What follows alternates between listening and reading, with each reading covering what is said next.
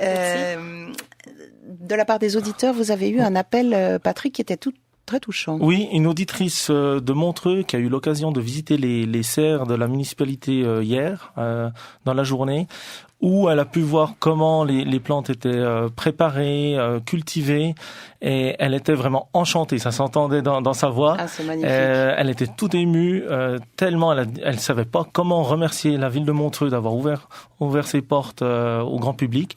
Elle dit c'est juste fabuleux. Elle s'est rendue compte du travail qui est fait, et aussi surtout tout ce que les jeunes doivent apprendre, la liste de plantes, les méthodes qui sont assez complexes. C'est aussi un métier qui évolue sans arrêt.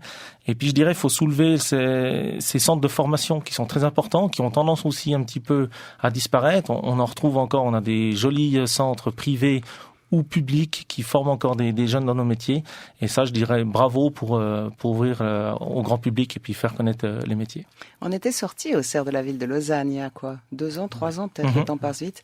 Là aussi, c'est fascinant, les serres. Profiter de l'ouverture. Isabelle, vous vouliez dire quelque chose? Oui, je rejoins Patrick. Le métier de floriculteur, on pense que c'est simple, mais ça ne l'est pas du tout, parce qu'il y a un aspect chimique, il y a l'aspect de l'étude du sol, il y a les noms latins des plantes. Enfin, les branches dans ce métier-là sont multiples. Il y a aussi, on travaille aussi avec des machines, donc il y a des cours de mécanique, on n'y pense pas.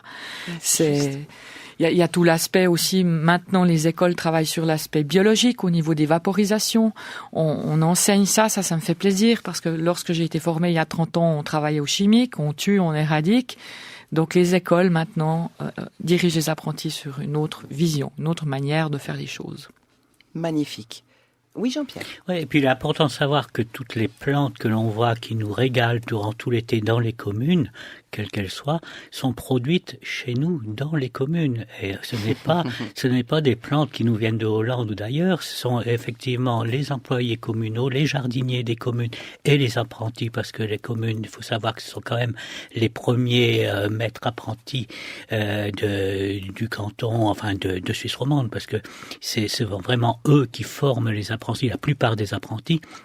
Et où c'est encore l'endroit où les apprentis peuvent apprendre à cultiver du début jusqu'à la fin, parce que la plupart du temps, les fleurs que l'on trouve sur le marché dans les grandes chaînes de distribution sont des fleurs qui sont importées, et on a perdu en partie la technique de production.